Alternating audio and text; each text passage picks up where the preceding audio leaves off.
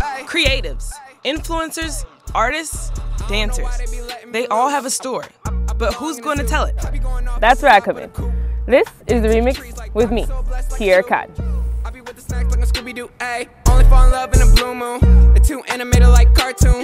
This little mic, no auto-tune. Hop in the whip, that's broom. Hey everybody, you're tuned in to another episode of The Remix. As always, I'm your host, Kierra Cotton, here with Chanelle Kazadi. How are you? Good, how are you? Good, thank you so much for joining me today. Thank you. I appreciate you coming down. So tell me a little bit about yourself and the people at home. I am mixed with Congolese. My mom's from Africa. My dad is from Cleveland. Hey, represent. You know, the whole family from Cleveland. But I was not born in Cleveland. I was born in Ravenna, Ohio. We call it no man's land. Okay. But it's just down the road. We know where it is. Yeah, you know, right next to Kent State. You know, the town's very small and stuff. Very sports based. You know, we got a lot of like fiends out there. It's kind of like outside of like, you know, doing your thing in sports, you know, you see negative stuff like everywhere. So it's like, you know, it's very hard to stay positive, but an artist such as myself, you know, I stayed out the way and started writing music, you know, after high school, and, you know, I became the Chanelle Kazadi, you know what I mean? I made it a brand. So you said you got started right out of high school. Tell me what that experience was like for you growing up in Ravenna, and then your high school experience. How did that transition to you becoming an artist? Well, my high school experience, I was very sports-based. Like, I played basketball, soccer, softball, track. I did it all to stay, you know, out of trouble. Didn't really work, but it's whatever. But, yeah, I did that, and then I went to Kent State.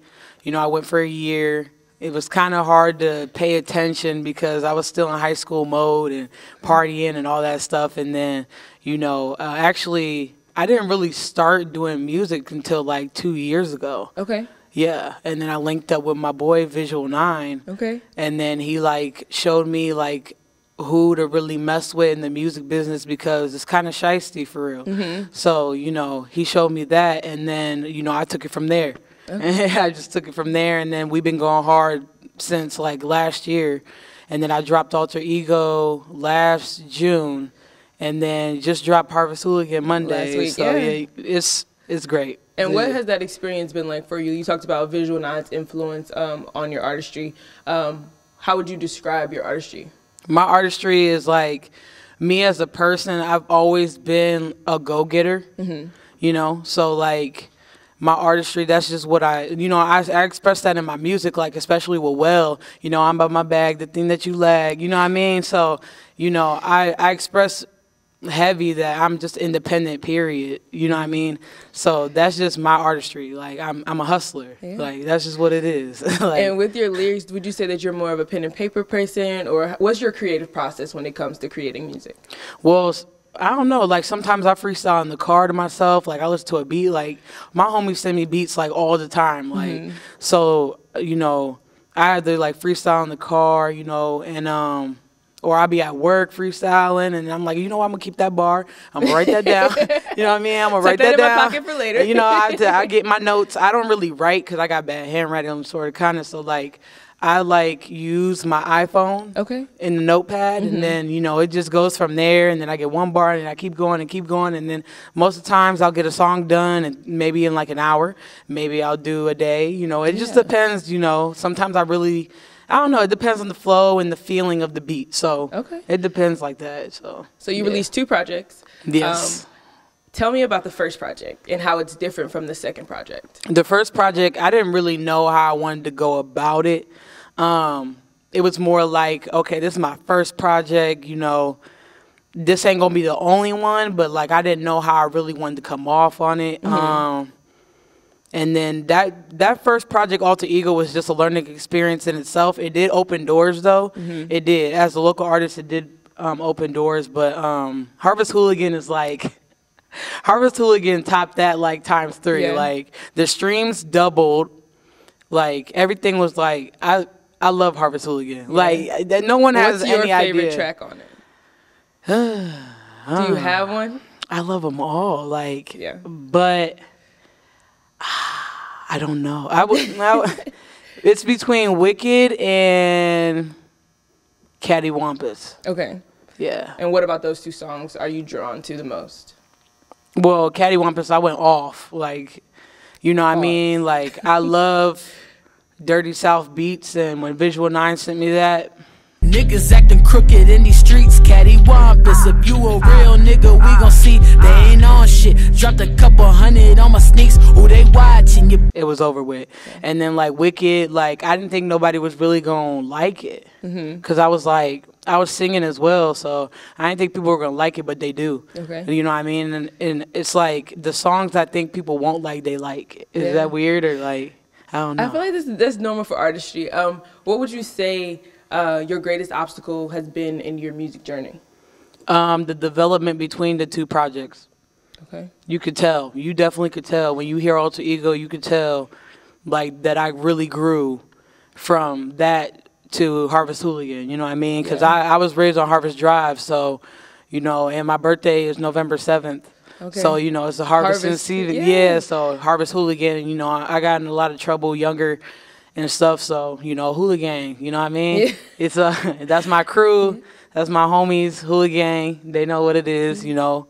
Hooligan is, you know, the hooligans, but we a gang. Right. So, like, anytime, you know, somebody supports me or my homies, like, they hooligan, like, we a gang, so that's what it is. I respect, that's really cool. Yeah. That's awesome. So, you said, you talked about getting in trouble as a kid, and but how have you grown since then? Like, you as the person.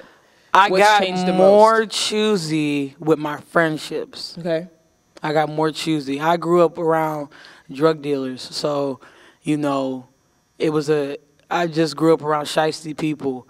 So, you know what I mean, by any means necessary, that's how we grew up. So, you know, I got more choosy with my friends. Like, who really cares about me? You know what I mean? Like, it's not about what you can do for me. It's about, like, do I really want to see you grow? Yeah. Or I really want you to be behind bars for me? You know what I mean? So that's just how it was. So was that difficult for you, that transition process, and realizing like some people aren't the best thing for you? Did you have a hard time creating that disconnect? Yeah, it sucks because of who it was. It was mainly some family members and friends. So, you know, cutting family members off was like, wow, but it was necessary because I grew. Right, you know what I mean? Yeah. So, you know, it is what I was in a dark place for like 2 years because my aunt had passed in 2016. My favorite aunt. Yeah, she had passed. So I was in a dark place for like 2 years. And I was just like, man. But I came, you know, to realization when I started getting in music and expressing my feelings in my songs. You know, it is what it is. So I just grew past that, and, you know. Here you are now. Yeah. Here you are now. Speaking of now, you recently shared the stage with K-Cam. What was that experience like? Oh my God, that was last night. Yeah. Man, it was great. It was great to know like I'm able to be on a stage that big. You know what I mean? And there's many more to come. Absolutely. Like, you know what I mean? Because like the Grog Shop is lit, but like the stage is totally different. Yeah. Like, so it was just like, wow. Like, thank you to K Camp for even having me on that, because he didn't have to do that. Absolutely. So who are some of your musical influences? Kanye, even still? Kid Cudi. Even with all the controversy? Well, the old Kanye. You know, music-wise, Kanye is a genius. We can't deny that. But political-wise, that's a whole nother story. Absolutely. You know what I mean? So you're able to separate the artist from his actions? Yes. Okay. I'm able to do that. I mean, it breaks my heart, the political-wise. It breaks my heart politically, but I grew up listening to Kanye, and ever since Late Registration, I can't, you know what I mean? It's a classic album. Oh my God, yes. And Graduation is the one I can relate to the most, like, to this day. What about Kanye do you feel like you're so drawn to? He don't care. Yeah.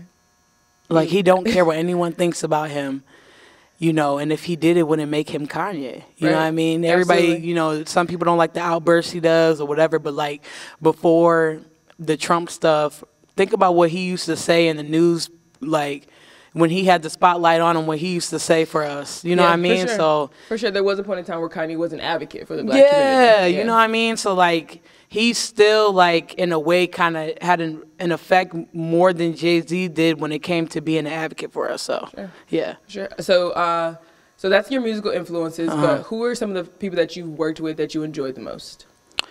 I love working with Visual 9. Shout out to Visual 9. He's just going to keep getting mentioned, man, because, like, he's been there since day one. So how can I not mention him? You know what I mean? So I've worked with him. I've worked with different producers. My dude Z in Texas, my dude Idol in Cali. Like, I love working with them.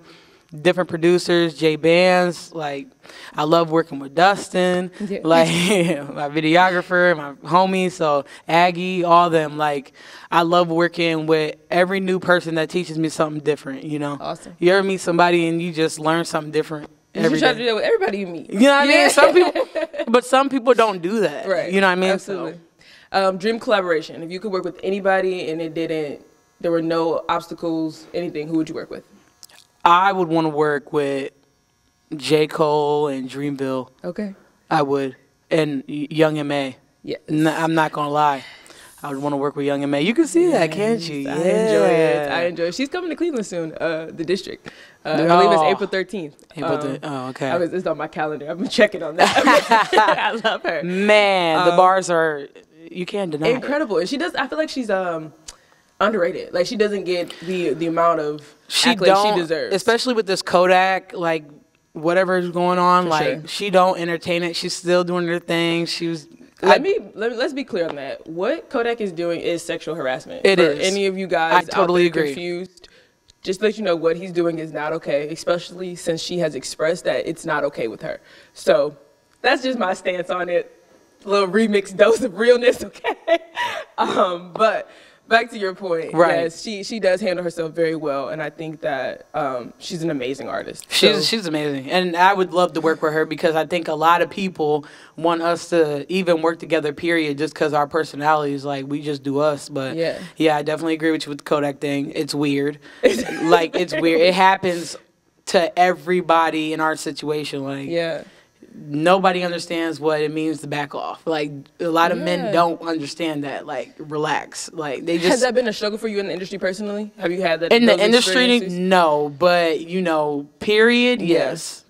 How do you cope with that? Well, I be laughing, but I'm uncomfortable. You know, like don't touch me. Like don't try to convince me.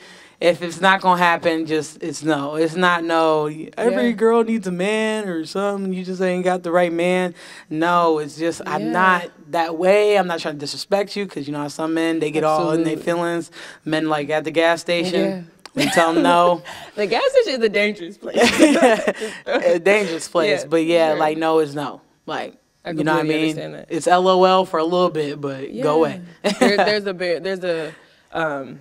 You draw the line at some point, for sure. Mm-hmm. So now that we've had our dose of like political talk, what do you do outside of music? What are your hobbies? Anything what else do you enjoy?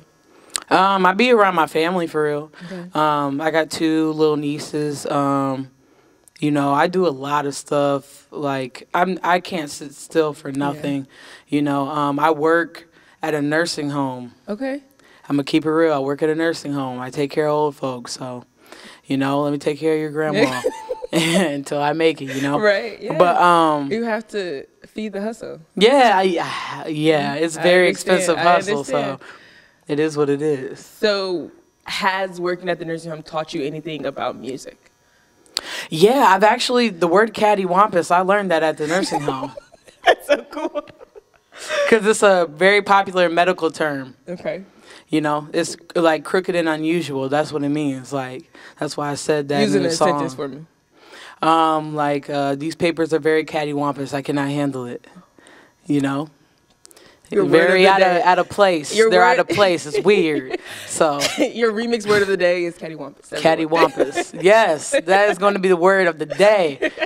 Tell me a little bit about, for the people watching for the first time, where they can find you, all your information. You can find me on Instagram, Snapchat, Facebook, you know, everything. Chanelle Kazadi, you feel me? So, you know, if you need me to spell my last name, I got you. It's CHANELLEKAZADI. It's a beautiful name. Yeah. We share the connection that my middle name is Chanelle and that she goes by Chanelle. It's the best name. Just tell them. And the spelling is great. Tell them. You can't argue with being unique, right? Our parents are geniuses, okay? They knew. Designer everything. Yeah, they knew. Destined for greatness. Simple. It's so simple. What's next for you? Period. But Period. City girl. What's next for me? I can't let everybody know my moves. I can't. You can't give me a little sneak peek. You know, Okay. What, a little sampling? April 27th. Okay. We're gonna be in Akron at Musica, turning up for my headlining show. Nice. Headlining show. Is this your first one? Yeah, basically it is. It's the first one I'm throwing for myself, first one of the year. So we're going to get it going that way. And if you would like to come through, you can come through. Yes, so it's going to be very exciting. I'm going to be turning up with my features on there. I'm going to be turning up with my family, friends, everybody. So it's just planned to be a very big event. Awesome. Yeah. All right, guys. She's Chanelle Kazadi. I'm Kierra Cotton. Thank you so much for watching another episode of The Remix. You could do better, Marvin's broom. Knew I was the one since I was in the womb. I ain't never grow up with a silver spoon. Being myself is all I ever knew.